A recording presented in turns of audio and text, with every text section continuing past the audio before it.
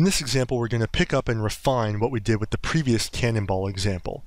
Now, in the previous example, so far I really just copied and pasted what we did before, but we saw that once the cannonball hit the ground, once it was equal to 0, according to our simulation, if we kept going after that, it would just keep falling through the earth, which we know can't be the case in reality.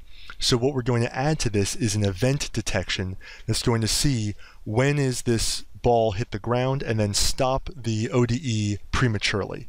I've reset it here to go for 6 seconds, even though we do know the ball hits the ground before then.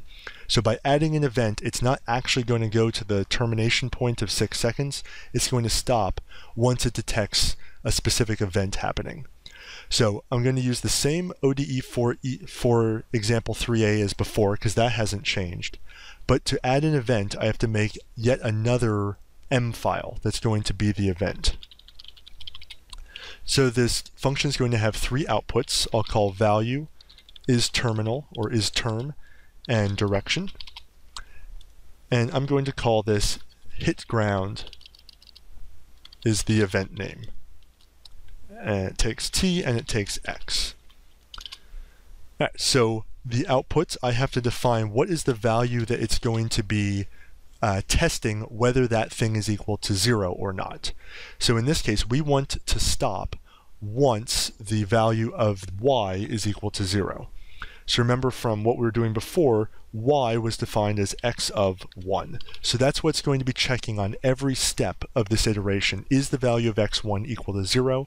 If it is, we're going to do something. If it's not, we're just going to keep going. IsTerm, we're going to define as either 1 or 0. If the value is 1, that means that it stops the ODE once it detects the value of, in this case, x1 crossing 0, which we do want because it's no longer accurate. If we set that equal to 0, we can use this to count how many times it crosses 0. But in this case, we want to stop because the simulation is not accurate after that. And then direction, we can set to 1, -1, or 0. So this is going to be when does it detect a 0 crossing.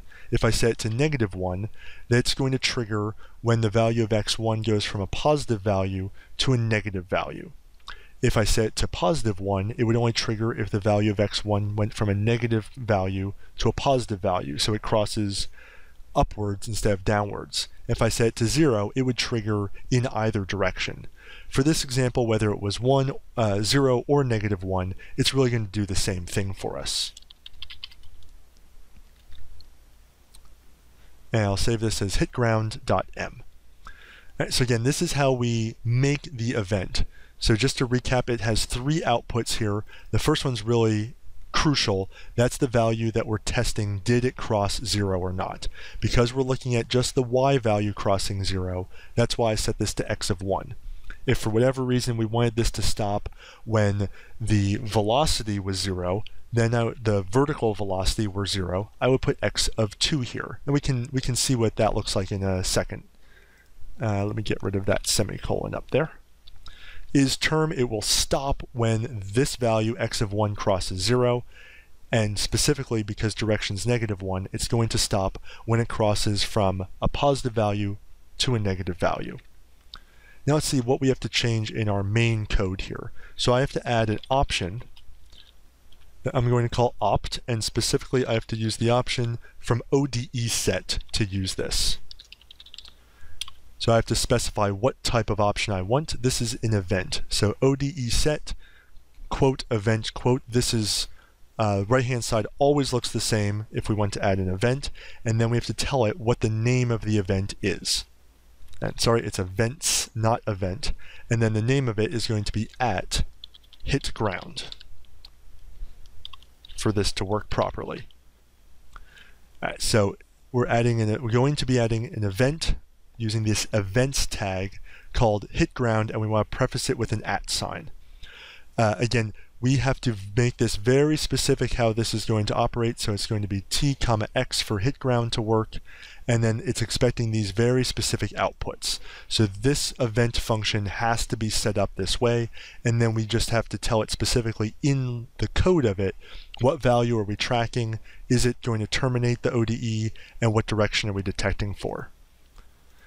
And then we have to add this to ODE45 as a fourth argument. I called it opt. So now it's going to do everything it did before, but now it also is looking for this specific event to occur for it to stop prematurely.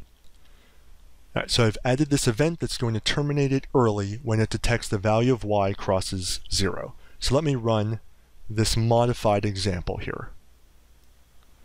All right, so we see what happens is that it runs and then it stopped when y was 0, and that's exactly what we wanted to happen. So if we look at these values of x, remember the first column is the value of y.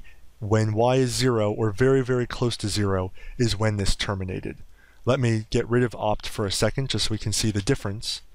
Here it runs for the full time. It goes well below 0. And we see here y goes to -57.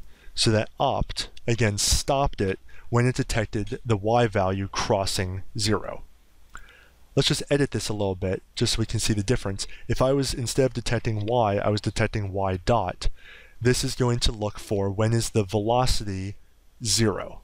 And I also want to change the direction here.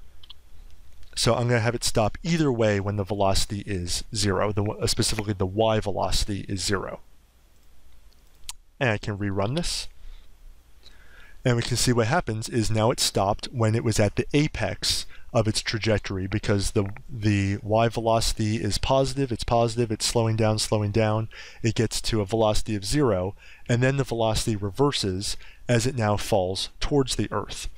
So by modifying this event to x2 being what I'm detecting, I'm now trying to see, I'm saying stop when the y velocity is equal to 0. Let me change it back to where it was. So again, now stop when the y value, the position of y is 0, or when it's laying on the ground. Right, and running this, again, it stops prematurely, and if we look at t, we see that it stopped at 4.183 seconds. So this really does what we were doing before, but it stopped the ODE before it went any further, and then gave us values that were not very accurate, because now it's stopping when the cannonball has hit the ground. So again, to recap, adding an event, first we have to make an event, and it's very specific how this event function has to be made. So 3 output terms here, the value that we're going to be tracking, if it terminates the ODE, and the direction it's detecting, some name for the event, and then the independent variable, and then the dependent variable. In this case, I'm calling it x. So then the value we track here, just I'm tracking x1, or the y value. 1, it does terminate the ODE. If I set this to 0, and we rerun this, we see that it's not going to actually stop the ODE at all. It still goes the full amount of time. So it will terminate it once it detects that 0 crossing, and then the direction, if it's going positive to negative, negative to positive, or either. So one last time when we run this, it stopped when y hit 0.